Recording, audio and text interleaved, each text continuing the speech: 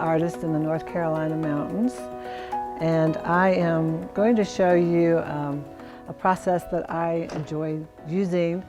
I call it poured painting. So I use very liquid paints. It's a very wet process, very loose process. It's fun to do. You don't have to. I don't really know how it's going to turn out because it's going to be very loose and fluid. But I do know I do have something in mind to start with. If you can see, very faint drawing.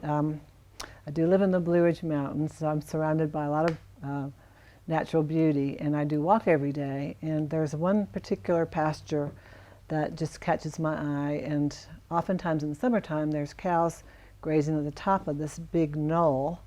And one day I was walking by and there were just these three gorgeous clouds, blue sky, beautiful big knoll, cows grazing on the top of it. Just looked like a painting. But I have learned that if you try and reproduce it exactly as you see it, it may not translate to how your mind actually saw it. Like maybe in your mind that mountain looked huge, but when you actually, if you try and draw it to scale, it might not look as magnificent, or in your mind how it actually struck you.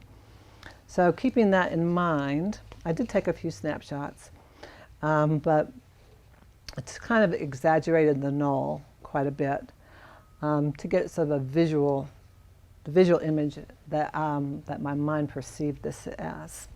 So I told you this is going to be really loose, so here goes.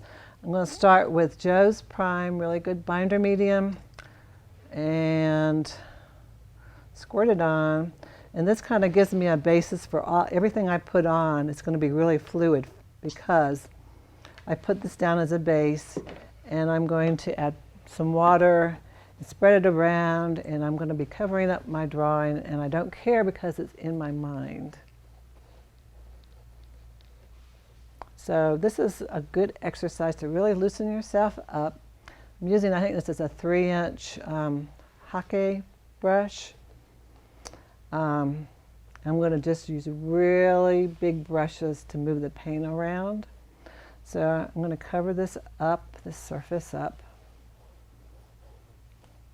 nice and wet. And this is one of Joe's gallery wrap canvases. I think it's 12 by 36. Okay, I'm going to start with the knoll, which is the earth. I'm going to start with an earth tone. I'm using FW Acrylic Artists Ink. It's because I'm lucky enough to have these nice big bottles and I can feel pretty free about just pouring them on. But I also like using golden fluid acrylics. They're also great for this.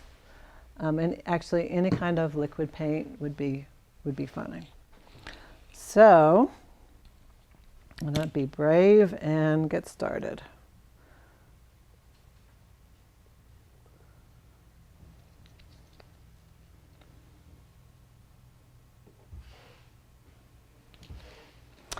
One thing I like about this process is the paint moves itself. So as you can probably see, it's moving along.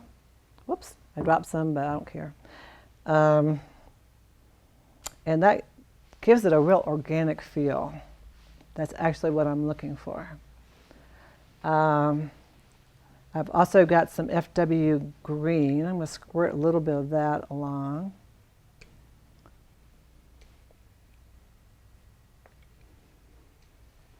And if I want to, and I sort of do at this point, that green turned out really dark.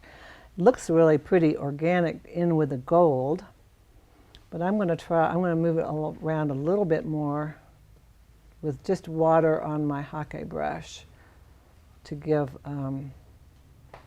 to see what happens.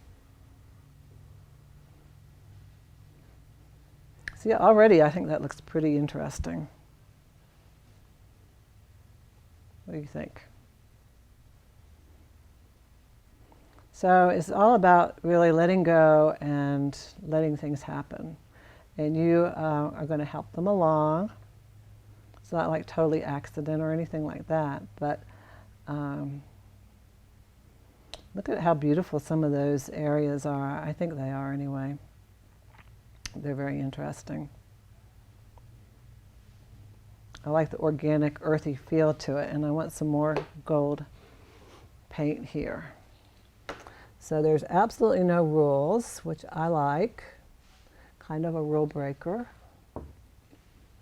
Anyhow.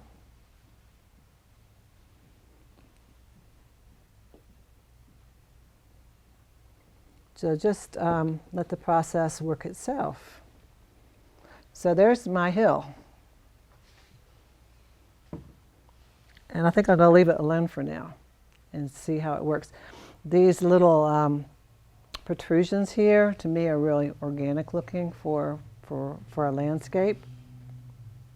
Over here, we have my classic profile of Grandfather Mountain, which is a local, very prominent, from almost anywhere in the area, you can see this, the profile of Grandfather.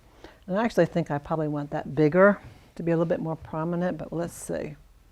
Anyway, it's sort of stylized, but from a certain view in this area,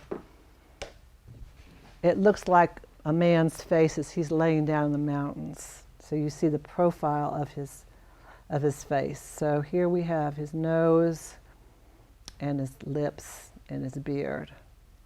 So I have that a lot in my paintings, kind of a stylized Grandfather. So I want to add a little bit of water along this edge here. It's a little bit too hard for me. I want to see if I can encourage the ink to grow into it a little bit and give it more of a organic look. And you can see where the ink is traveling up, and I can encourage it to travel even more by putting a little bit more water there.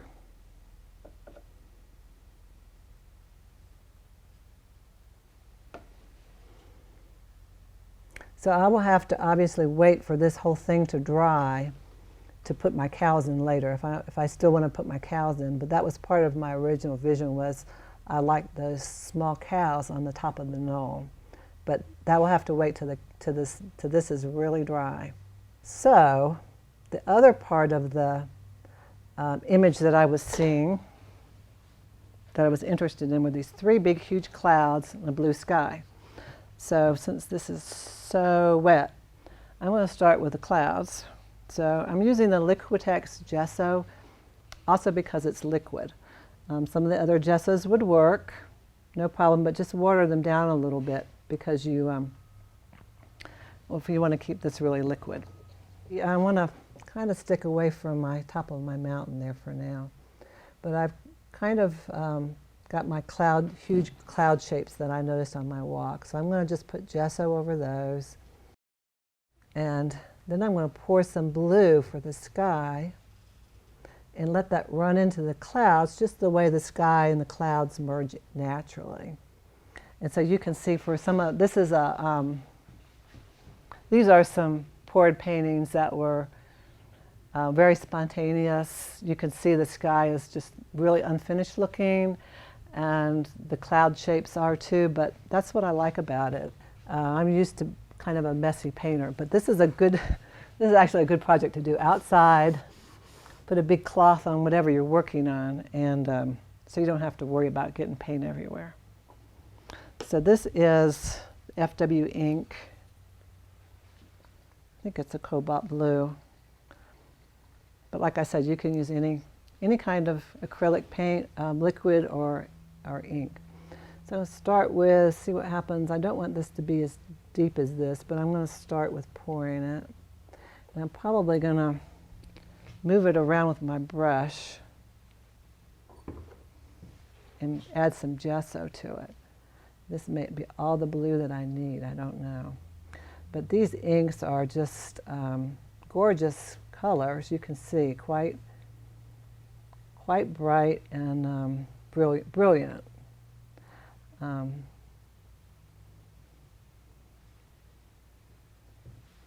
Yeah, I think that's definitely enough blue for what I need. Maybe too much, but we'll see.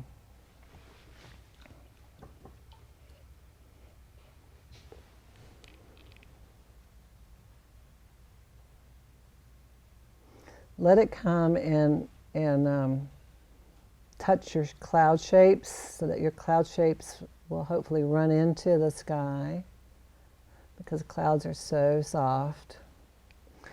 The other thing about skies is that they are a lot lighter at the horizon than they are at the top. So I want to get that going here. So I'm going to just water my blue down a lot and start the horizon and bring it up. And I'm going to go ahead and put a little blue in the cloud shape somewhat. Bring that gesso back out from my horizon to lighten it up some too. So, so now we're starting to get a more natural looking cloud. Put a little bit of blue in there. Look how this came up to make a beautiful tree here. Just a nice happy accident.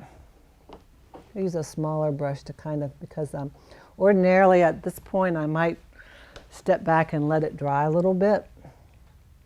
Because if you don't watch out with this, all these colors are going to run together and you'll just have a big mud pie. So we don't want that. So I'm not going to come all the way down to where this is right now because it's so wet. And I don't want to interfere with those nice tree shapes that we have right there. So I'm not going to get in there right now for this demo. But later on when it dries, I can put a nice wash, kind of transparent wash, and bring the sky further down to the mountaintop. That cloud's kind of lost its shape, so I'm probably going to go back in and work on the cloud shapes and bring that gesso out a little bit. Another thing you can do if you get too much moisture or too much color is you can use a paper towel to pick up some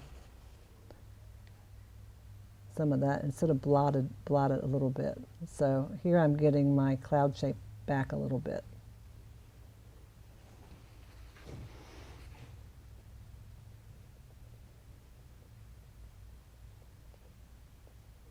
And I can even use my paper towel now that's got a little bit of blue to kind of work on these clouds a little bit as well. Bring a little blue into them without losing that cloud shape entirely. And I think I would like to, these are the bluish mountains, so I'm going to put a little blue down into the mountain. I'm not going to be able to finish this because it's going to be too wet. So I'm going to have to get to a place to stop today. But after it gets dry, then I can put these other layers of mountains in. But at this point, if I try and put these mountains in, it's just all going to merge together. Another thing I like to do is stamp letters and words into my paintings, particularly in my landscapes. So you can see, and this is actually a triptych here, so this is this is the middle piece and this is the far right piece. But you can see I have written a message in it, and if you put them all three together then you can read it. But to me it's not overwhelming, it's kind of, you kind of have to piece it out. It's something you kind of have to work at a little bit. So it's not overwhelming, but the message is there, and I like to do that sort of thing, put words in. I think that makes things more interesting, and I think it makes the piece more powerful as well. So this is just a little demo of how to start a poured painting. I'm going to work a little bit more into these really liquid areas. I'm going to move this nice gold color around a little bit into the green. But a good thing to learn is when to stop when you've got things this wet. So other than just moving this gold around a little bit, I think it's time to stop on this particular painting. And so that's it for this painting for now. I'm going to stop. Thanks for stopping by.